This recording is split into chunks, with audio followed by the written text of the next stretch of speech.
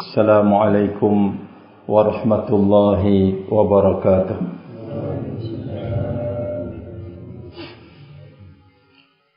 Alhamdulillah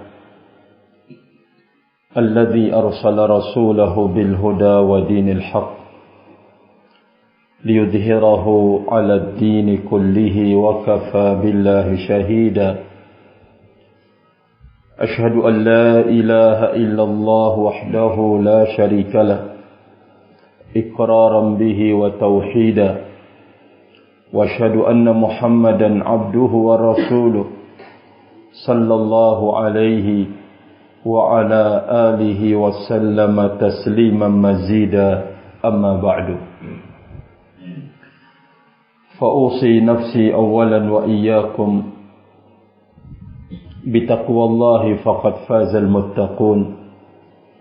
قال الله عز وجل في كتابه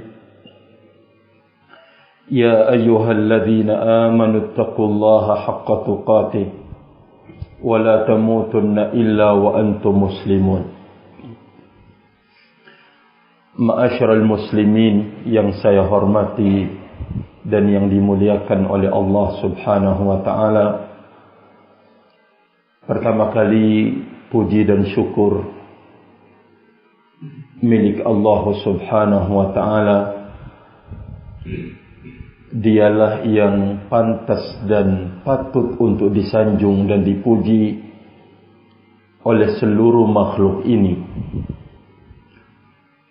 Karena tidak ada sekecil apapun nikmat yang mereka butuhkan di dalam hidup dan telah terpenuhi, semuanya datang dari Allah Subhanahu wa ta'ala. Oleh karena itu Allah Subhanahu wa ta'ala tidak meminta dari hamba-hambanya untuk membalas dengan pemberian nikmat yang setimpal. Dan tentu hamba itu tidak akan pernah punya kemampuan untuk membalas apa yang diberikan oleh Allah seperti itu. Akan tetapi Allah Azza wa Jalla telah menganugerahkan kepada hamba-hambanya sebuah tugas sekaligus nikmat yang dengannya dia bisa mensyukuri semua nikmat yang telah diberikan oleh Allah. Kalau sekiranya kita diminta untuk balas budi atas nikmat-nikmat yang didapatkan oleh kita, sekali lagi kita tidak pernah punya kemampuan. Nikmat mata dibalas dengan nikmat mata, nikmat pendengaran dibalas dengan nikmat pendengaran, kita tidak pernah punya kemampuan. Akan tetapi Allah Azza wa Jalla telah memberitahukan bahwa di sana ada cara untuk mensyukuri semua nikmat-nikmat yang telah diberikan oleh Allah. Bagaimana itu? Satu, mengucapkan kalimat Alhamdulillah di saat mendapatkan nikmat itu adalah ungkapan kesyukuran. Tentu ini tidak akan sebanding dengan apa yang telah Allah berikan kepada kita. Dianjurkan dan disuruh untuk mengucapkan Alhamdulillah sebagai salah satu bentuk kesyukuran kita kepada Allah. Yang kedua, tidak menggunakan atau menggunakan nikmat-nikmat yang diberikan itu fi ta'atihi, dalam mentaati Allah Subhanahu wa ta'ala, dan tidak sebaliknya. Menggunakan nikmat pada jalan yang bermaksiat kepada Allah.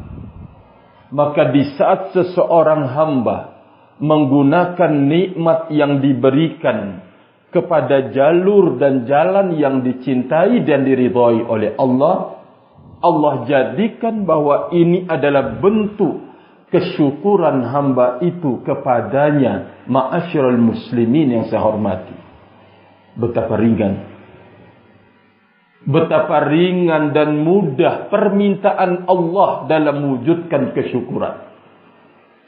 Nah, kalau kita mau luaskan bentuk kesyukuran ini dan mencakup semua bentuk kesyukuran di dalam hidup, yaitu melaksanakan tugas yang karenanya Allah Azza wa Jalla menciptakan kita, yaitu beribadah kepada Allah Subhanahu wa ta'ala.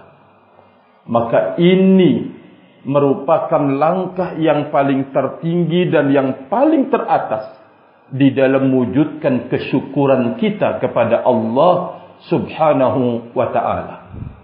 Ma'asyiral muslimin yang saya hormati, dan kita alhamdulillah telah menyinggung pada pertemuan yang telah lewat di tempat ini sesudah zuhur. Waktu itu saya berkunjung bersama teman-teman, ya, sekaligus duduk saling ingat mengingatkan, bermudzakarah, saling nasihat menasihati. Semoga tentu nasihat itu berguna bagi orang-orang yang beriman kepada Allah Azza wa Jalla. Pada kesempatan malam ini saya juga diberikan kesempatan untuk bertemu bersama saudara saya di majlis yang insya Allah kita berharap barokahnya majlis saling ingat mengingatkan, saling bertegur sapa, saling nasihat menasihati. Semoga bermanfaat buat kita. Allahumma amin, Allahumma amin. Pada pertemuan yang telah lewat, saya mengangkat di saat itu terkait dengan persoalan besarnya akan tugas ibadah. Dan itu merupakan nikmat dari Allah Subhanahu wa ta'ala. Kenapa tugas yang karenanya Allah menciptakan kita? Karenanya Allah Azza wa Jalla menciptakan langit dan bumi dan segala apa yang dibutuhkan oleh makhluk yang namanya manusia dan jin, untuk menopang tugas besar manusia di hadapan Allah Azza wa Jalla, yaitu beribadah kepada Allah Subhanahu wa ta'ala. Sudah kita sebutkan bahwa ternyata tugas ibadah ini merupakan nikmat yang paling besar pada seorang hamba di saat dia dimudahkan oleh Allah melaksanakan tugasnya, dibantu oleh Allah Azza wa Jalla melaksanakan tugasnya, dimudahkan oleh Allah Subhanahu wa ta'ala, diringankan oleh Allah Azza wa Jalla beban dalam pelaksanaan tugas tersebut. Kenapa menjadi sebuah nikmat? Sudah kita singgung pada pertemuan yang telah lewat. Ibadah itu menjadi sebuah nikmat karena satu, Allah Azza wa Jalla telah menyiapkan segala apa yang kita butuhkan dalam peribadatan itu. Kita butuh tenaga, Allah berikan.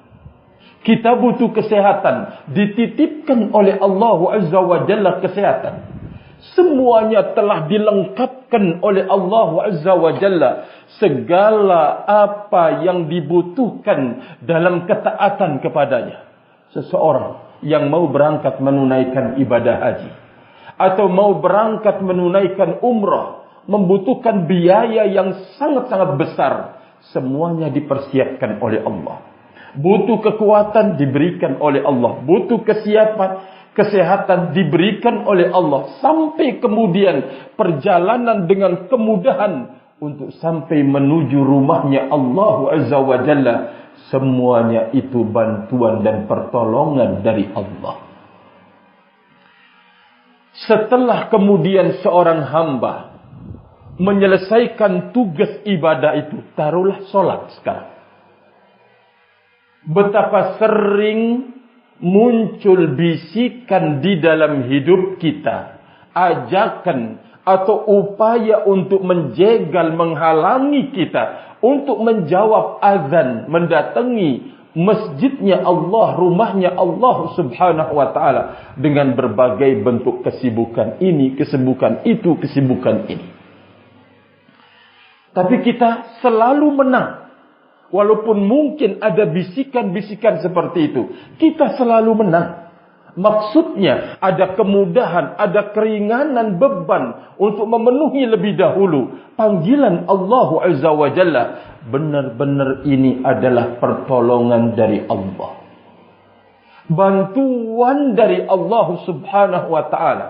Apalagi kalau sekiranya ada pasar malam, acara walimatul urus, acara ini, acara itu, tontonan, berbagai macam tontonan.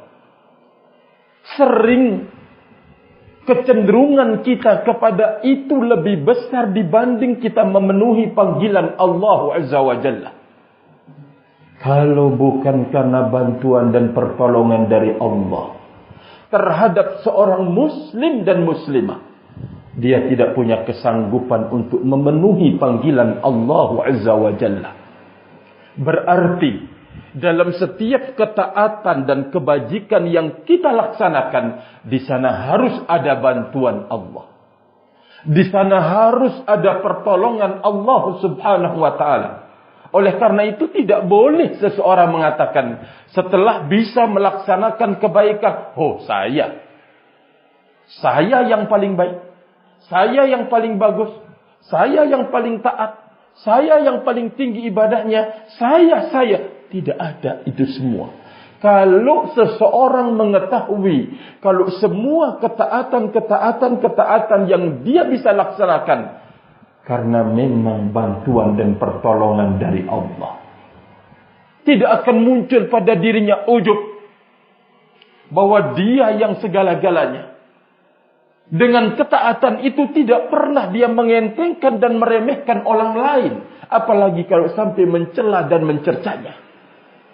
Karena dia semuanya mampu dia lakukan dan mampu dia kerjakan, memang benar-benar bantuan dan pertolongan dari Allah Subhanahu wa ta'ala. Ma'asyiral muslimin yang saya hormati, kalau seseorang sudah mendapatkan bantuan dan pertolongan dari Allah Azza wa Jalla dalam ibadah tersebut, sekarang nilai ketaatan yang dikerjakan, hasil yang keibadah yang dia sudah lakukan, adakah kepentingannya buat Allah Azza wa Jalla? Akankah Allah butuh kepada ketaatan hambanya yang sudah dibantu? Atau mungkin Allah memberikan bantuan kepada hambanya untuk beriman, kepentingan Allah Subhanahu wa ta'ala mungkin mengangkat derajatnya? Sama sekali tidak. Allah Azza wa Jalla ghani, Allah Maha Kaya, tidak membutuhkan sedikit pun dari hamba-hambanya. Sampai Ar-Rasul alaihi salatu wassalam dalam hadis qudsi mengatakan, ya qala Allah Azza wa Jalla, ya ibadi, law anna awwalakum wa akhirakum wa insakum wa jinnakum kanu ala atqa qalbi rajulin wahidin minkum ma zada dhalika fi mulki syai'a. Wahai hamba-hambaku, kata Allah Azza wa Jalla, kalau semua makhluk ini, inna awwalakum, kalau orang pertama kalian sampai terakhir kalian, dari kalangan jin dan kalangan manusia, semuanya beriman kepada Allah, tidak ada satupun yang kufur, yang ingkar kepada Allah. Semuanya taat, semuanya beribadah kepadaku, kata Allah Azza wa Jalla, tidak akan menambah kemuliaanku sedikit pun. Kata Allah Azza wa Jalla, tidak akan menambah kemuliaanku sedikit pun. Berarti Allah tidak berkepentingan pada hamba-hambanya. Allah Azza wa Jalla tidak punya kebutuhan atas hamba-hambanya. Kalau demikian, seseorang beribadah, tekun beribadah kepada Allah, untuk siapa sesungguhnya? Maka jawabannya adalah untuk manusia itu sendiri. Tidak ada kepentingannya bagi Allah subhanahu wa ta'ala.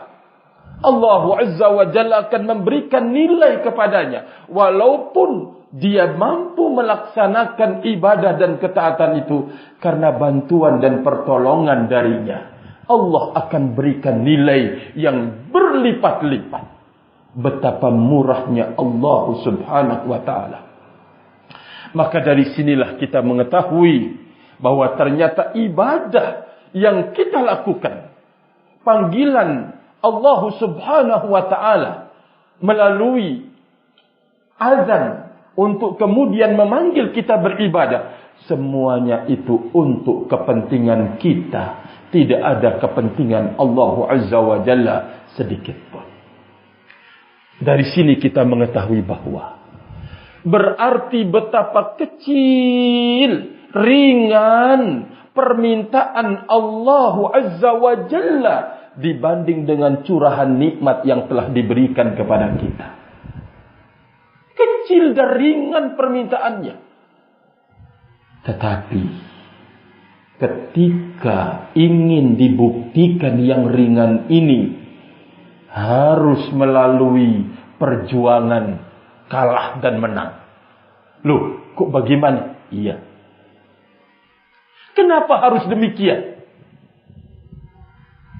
Kalau kita mau jujur sebagai hambanya Allah azza wa jalla, permintaan Allah atas kita hamba ini dibanding dengan nikmat yang sudah diberikan oleh Allah azza wa jalla tidak pernah akan sebanding. Taruhlah misalkan contoh kewajiban sholat. Berapa kali dalam sehari semalam? Kita akan menjawab 5 kali dalam sehari semalam. Coba kita buktikan betapa ringan dalam pelaksanaannya. Allah azza wa jalla memanggil kita untuk melaksanakan sholat subuh. Berapa rakaat? 2 rakaat. Berapa menit kita kerjakan? Berapa menit kita kerjakan? Itu pun panggilan ini datang setelah kita istirahat dari kelelahan dan kecapean di siang harinya. Kita tidur. Panggilan yang berikutnya tidak langsung disusul subuh, kemudian langsung zuhur, kemudian asar. Tidak. Diberikan tenggang waktu yang jauh. Berapa jam dari sholat subuh ke sholat zuhur?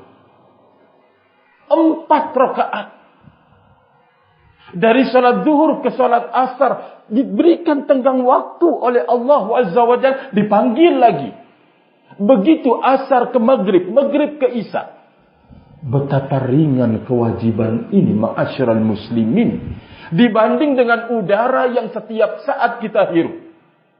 Pendengaran, penglihatan, tenaga, semuanya ini adalah anugerah dari Allah azza wa jalla. Kalau dibanding dengan permintaan Allah dari hamba-hambanya, betapa ringan. Tapi di saat ingin dibuktikan yang ringan ini, ternyata harus melalui sebuah perjuangan yang di sana menang dan kalah. Kenapa harus demikian? Ada apa sesungguhnya di balik permintaan yang ringan ini kok menjadi sesuatu yang sangat berat? Coba, betapa banyak dari saudara dan saudari kita gagal untuk melaksanakannya. Berguguran tidak mau taat kepada Allah azza wa jalla. Kalau sekiranya saudara-saudara kita mau benar-benar menyadari, saya kira tidak akan menampung masjid kita di luar oleh penduduknya. Barakallahu fikum. Tidak akan bisa menampung. Apalagi tempat kecil ini tidak akan bisa menampung. Tapi disitulah ternyata ada upaya untuk kemudian menggagalkan setiap orang laki-laki atau perempuan untuk jangan mendekat dengan ibadah dan permintaan Allah itu. Siapa sesungguhnya di balik itu semua? Pertama kali yang tidak menerima kita itu beribadah kepada Allah dekat dengan Allah Subhanahu wa ta'ala, ada pada diri kita sendiri yang disebut dengan hawa nafsu. Inilah yang terus berupaya untuk mengajak kita kepada kejelekan, mengajak kita kepada kerendahan dan kehinaan hidup, yaitu hawa nafsu yang ada pada diri kita. Betapa sering permintaan Allah kita abaikan karena ingin mewujudkan apa yang kita maukan, walaupun itu bertentangan dengan kemauan Allah Azza wa Jalla. Tapi kita lakukan itu semua. Kenapa? Karena hawa nafsu kita lebih menang pada diri kita, ma'asyiral muslimin yang saya hormati.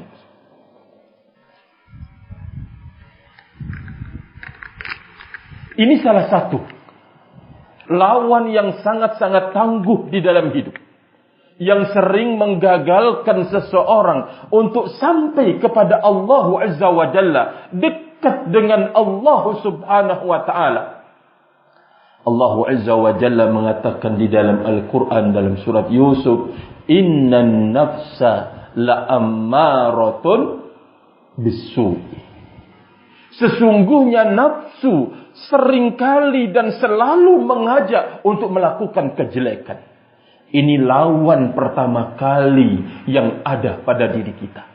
Dan insya Allah kita akan sampaikan di waktu-waktu yang akan datang kiat-kiat yang dititipkan oleh Allah Azza wa Jalla untuk bisa menumbangkan, bisa mengalahkan, bisa mengikat, bisa kemudian melindungi diri dari gejolak hawa nafsu. Telah ada jawabannya di dalam Al-Quranul Karim. Kiat-kiat yang diberikan oleh Allah Azza wa Jalla. Salah satu di antaranya apa yang kita lakukan pada sore hari ini atau malam ini, duduk di sebuah majlis ilmu, ingin mendengarkan ayat-ayat Al-Quran yang disampaikan. Ini termasuk kiat untuk kemudian menendang, mengalahkan hawa nafsu kita, ma'asyiral muslimin yang saya hormati.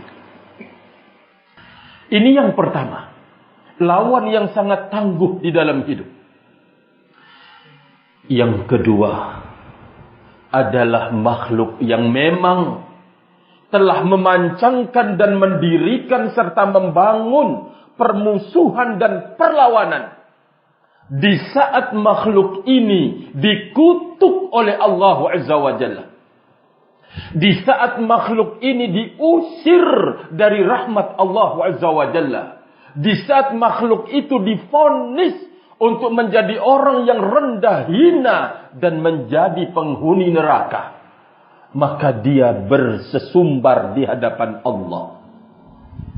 Dia mengatakan di hadapan Allah Azza wa Jalla, fabima aghwaytani la'aq'udanna lahum siratal mustaqim. Karena engkau telah menyesatkanku, wahai Rabb, maka aku akan menghalanginya duduk di jalan mereka yang lurus. Aku akan datangi dari arah depannya, wa min khalfi, dari arah belakangnya, wa an aimani wa an shimali. Aku akan datangi dari arah kanan dan arah kirinya. Kemudian engkau tidak menemukan kebanyakan mereka beribadah. Siapa lawan yang satu ini? Siapa dia? Iblis laknatullah alaih, yang diusir dari dalam surga, yang divonis oleh Allah menjadi orang terlaknat dan terkutuk, terusir dari rahmat Allah Azza wa Jalla.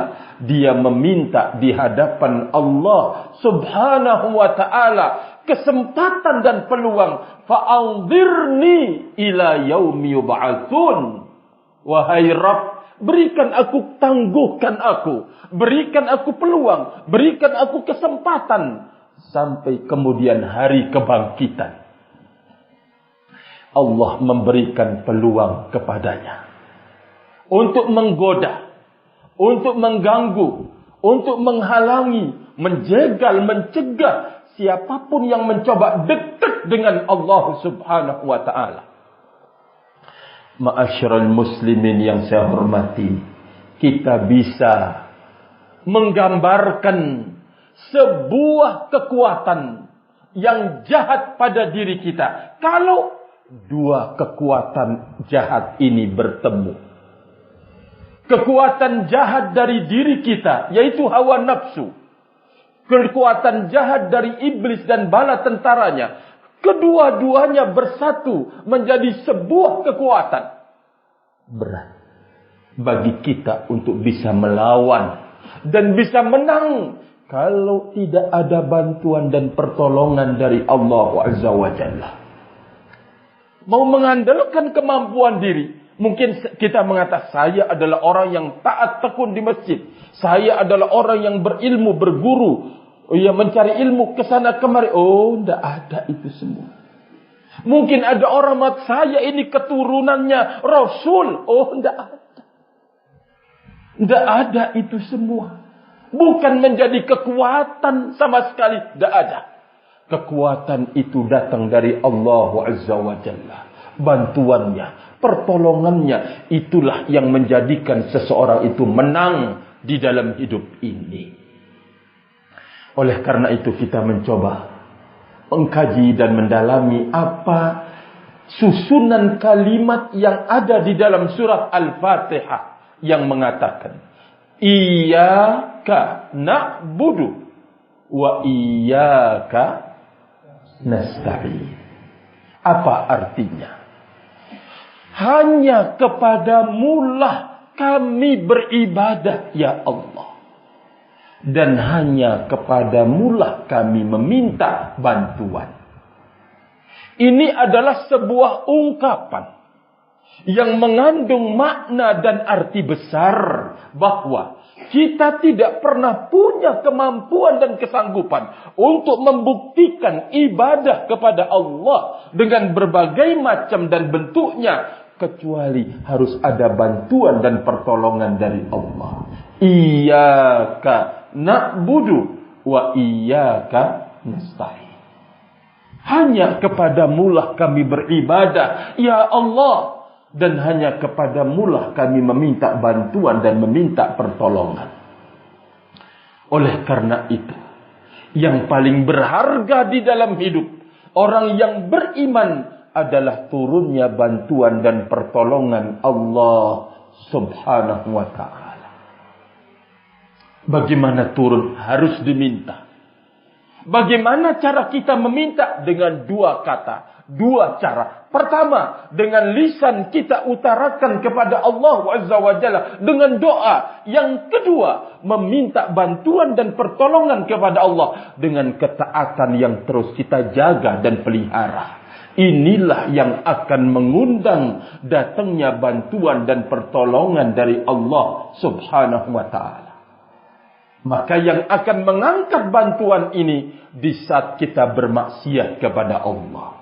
Bermaksiat dengan lisan, bermaksiat dengan anggota badan. Maka inilah yang akan mengangkat bantuan dan pertolongan Allah sekaligus memberikan peluang untuk berkuasanya hawa nafsu dan iblis serta setan pada diri kita, yaitu bermaksiat kepada Allah Subhanahu wa ta'ala. Ma'asyiral muslimin yang saya hormati dan yang saya muliakan. Maka oleh karena itu kita harus menyimpulkan di dalam hidup bahwa ibadah itu merupakan nikmat dari Allah. Yang kedua, kita tidak boleh merasa angkuh dan sombong di saat kita mampu melaksanakan ibadah itu. Karena semuanya adalah bantuan dari siapa? Dari Allah Subhanahu wa ta'ala. Pertolongan Allah Subhanahu wa ta'ala. Dan pertolongannya ini tidak diberikan kepada semua orang. Diberikan oleh Allah kepada siapa yang pantas untuk mendapatkannya. Mari kita coba berangkat sesaat. Yaitu di awal-awal pengutusan Nabi kita Muhammad sallallahu alaihi wasallam. Ma'asyiral muslimin yang saya hormati. Kalau mungkin kita ditanya, Siapa sih orang yang paling jahat di dalam agama Islam ini? Artinya orang terhadap Rasul kita Muhammad sallallahu alaihi wasallam, siapa yang paling menentang? Mungkin kita mendengar ada namanya Abu Jahal. Pernah kita dengar? Abu Lahab. Pernah? Pernah kita dengar semuanya. Abu Jahal, Abu Lahab. Siapa mereka berdua ini? Mereka adalah pamannya Nabi kita Muhammad sallallahu alaihi wasallam. Allah pilih dia untuk menjadi penentang dan juga yang menghadang perjalanan dakwah Nabi kita alaihi salatu wassalam. Benar-benar pilihan Allah untuk menjadi orang yang taat. Kalau menurut kita, aduh betapa asyiknya jalannya dakwah Rasul alaihi salatu wassalam. Kalau sekiranya tokoh-tokoh kafir Quraisy sekaligus keluarga dekat Nabi kita alaihi salatu wassalam menjadi orang yang beriman kepada Allah, menjadi orang yang dipilih oleh Allah pertama kali. Tapi itu kemauan kita. Itu mungkin andai-andai dari kita. Tapi keputusan Allah Azza wa Jalla semata mutlak miliknya dia. Ternyata yang diberikan nikmat, dibantu dan ditolong oleh Allah untuk mau menyambut ajakan dan seruan Nabi kita Muhammad sallallahu alaihi wasallam. Siapa? Dari kalangan budak-budak. Kita mungkin pernah mendengar namanya Bilal bin Rabah. Pernah mendengar? Siapa dia? Dia adalah orang yang rendahan hidupnya. Budak, barakallahu fikum. Maaf. Yang namanya budak lebih tinggi nilai anjing padahal dia manusia. Lebih tinggi dan harga anjing dibanding dengan budak tersebut. Kehormatan anjing itu lebih tinggi dibanding dengan budak. Tetapi karena Allah telah menginginkan untuk dipilih menjadi orang yang mendapatkan bimbingan, bantuan dan pertolongan, ternyata tidak ada yang mampu untuk menghalanginya petunjuk Allah tersebut. Agar kita tahu bahwa bantuan dan pertolongan Allah itu diberikan kepada orang yang punya kemauan dan keinginan untuk mendapatkannya. Segenap saudaraku kaum muslimin, kita berharap kepada Allah Azza wa Jalla, saya dan segenap saudaraku kaum muslimin masuk dalam barisan orang-orang yang selalu mendapatkan bantuan dan pertolongan dari Allah Azza wa Jalla untuk selalu mentaati Allah Subhanahu wa taala. Itu yang kita harapkan segenap saudaraku. Maka oleh karena itu, permintaan kita terhadap bantuan Allah itu ada dua cara dan langkahnya. Pertama, dengan lisan kita meminta, ya Allah, bantulah hambamu yang lemah ini. Kalau mungkin kita sulit bahasa Indonesia, pakai bahasa Sumbawa. Allah maha mengetahui. Barakallahu fikum, pakai. Apapun yang kita minta, Allah Azza wa Jalla pasti akan menjawabnya kalau memang kita ini benar-benar jujur. Allah Azza wa Jalla mengatakan, wa idza sa'alaka ibadi anni fa inni qaribun ujibu da'watad da'i idza da'ani. Apabila hambaku bertanya tentang diriku, maka aku adalah dekat dan aku akan mengabulkan siapapun yang meminta kepadaku, kata Allah Azza wa Jalla. Ujibu da'watad da'i. Aku pasti akan mengabulkan permintaan dari hamba-hambaku, kata Allah Subhanahu wa taala. Segenap saudaraku kaum muslimin, permintaan seorang hamba harus benar-benar dinampakkan dari lisannya, yaitu menunjukkan tentang kebutuhan dia kepada Allah Azza wa Jalla, minta segala apa yang dibutuhkan. Misalkan mau menjadi orang yang bisa menunaikan ibadah haji atau bisa berziarah ke Baitullahil Haram, minta kepada Allah Azza wa Jalla. Ya akhi, saya ini, saudaraku, saya ini orang miskin, minta kepada zat yang maha kaya, yaitu Allah Azza wa Jalla. Saya ini enggak punya apa sih saya bisa menunaikan ibadah haji. Siapa yang bilang tidak bisa? Kalau memang Allah sudah memanggil hambanya, tidak ada yang bisa mencegahnya, ma'asyiral muslimin yang saya hormati.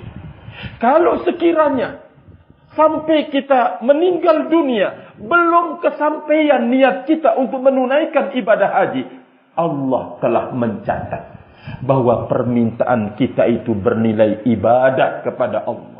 Berarti tinggal kita memetik hasil dari permintaan kita di sisi Allah Azza wa Jalla. Yang kedua, harus kita ketahui bahwa permintaan yang kita minta terkadang digantikan dengan sesuatu yang lebih baik dari apa yang kita minta. Rasulullah alaihi salatu wassalam telah menyebutkan ada 3 bentuk pengabulan doa dari Allah subhanahu wa ta'ala. Yang pertama, Allah kabulkan apa yang diminta oleh orang tersebut. Ini satu. Kedua, pengabulan doa dari Allah Azza wa Jalla, Allah gantikan dengan yang lebih baik dari apa yang dia minta. Digantikan dengan yang lebih baik. Yang ketiga, Allah simpankan doanya itu untuk dibayar nanti pada suatu saat, pada hari pembayarannya. Berarti tidak ada yang merugi di saat banyak meminta kepada Allah subhanahu wa ta'ala. Inilah janji Allah subhanahu wa ta'ala. Aku pasti akan mengabulkan permintaan hambaku. Maka kita harus banyak-banyak meminta dengan lisan ini kepada Allah subhanahu wa ta'ala. Yang kedua, permintaan kita kepada Allah subhanahu wa ta'ala melalui ketaatan yang kita kerjakan dan kita lakukan. Mungkin kita tidak merasa kita berangkat dari masjid, dari rumah, mengambil air wudhu. Ini adalah sebuah ketaatan. Di dalam ketaatan ini sudah ada nilai permintaan kepada Allah Azza wa Jalla. Apa itu permintaan kita? Permintaan untuk kemudian dirahmati oleh Allah, dicintai oleh Allah, dekat dengan Allah. Walaupun lisan ini tidak mengungkapkannya, tetapi ketaatan itu sudah nilai permintaan kepada Allah subhanahu wa ta'ala. Ketika berwudu, Nabi SAW menyebutkan, di saat seseorang muslim membasuh wajahnya ketika berwudu, maka berguguran noda-noda dosa. Ya, kesalahan-kesalahannya, kata Nabi SAW, semuanya disebutkan. Bukankah itu merupakan jalur permintaan kepada Allah subhanahu wa ta'ala? Mungkin kita lemah untuk berangkat ke masjid, tapi kita terus berangkat. Bukankah itu permintaan kepada Allah Azza wa Jalla? Semua bentuk ketaatan kita mengandung doa kepada Allah subhanahu wa ta'ala. Maka tidak pantas sesungguhnya seorang hamba untuk kemudian bermalas-malasan dalam ketaatan kepada Allah Azza wa Jalla. Tidak pantas seorang hamba untuk mendatangkan alasan-alasan di saat kemudian dipanggil oleh Allah Azza wa Jalla untuk beribadah. Tidak pantas. Mungkin kita mengatakan, aduh sebentar. Oh, tidak ada. Kita harus lebih mengedepankan panggilan Allah Azza wa Jalla yang telah menganugerahkan kita nikmat mulai dari ujung rambut sampai ujung kaki. Semuanya itu datangnya dari Allah Azza wa Jalla. Sungguh punya rasa malu kita kepada Allah Azza wa Jalla kalau kita tidak memenuhi panggilan Allah subhanahu wa ta'ala. Ma'asyiral muslimin yang saya hormati, ini adalah gambaran terkait dengan sebuah tujuan besar penciptaan manusia, yaitu beribadah kepada Allah Azza wa Jalla, sekaligus menjadi jalur yang paling teratas untuk berterima kasih dan bersyukur kepada Allah Subhanahu wa taala. Dan insya-Allah di pertemuan-pertemuan yang akan datang, semoga Allah Azza wa Jalla terus memberikan kesempatan kepada kita membuka nasihat, saling ingat mengingatkan. Kita berbicara tentang ibadah dan rincian ibadah itu bagaimana sesungguhnya. Apakah ibadah itu hanya dilakukan di masjid saja, atau di mana saja seseorang itu bisa beribadah kepada Allah Subhanahu wa taala.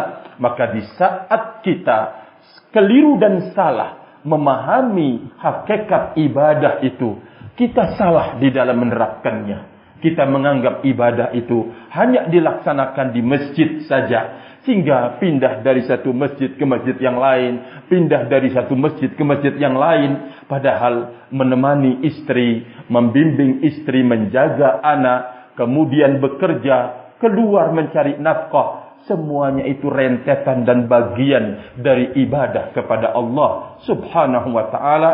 Dan insya-Allah kita akan bahas pada pertemuan-pertemuan yang akan datang biiznillah.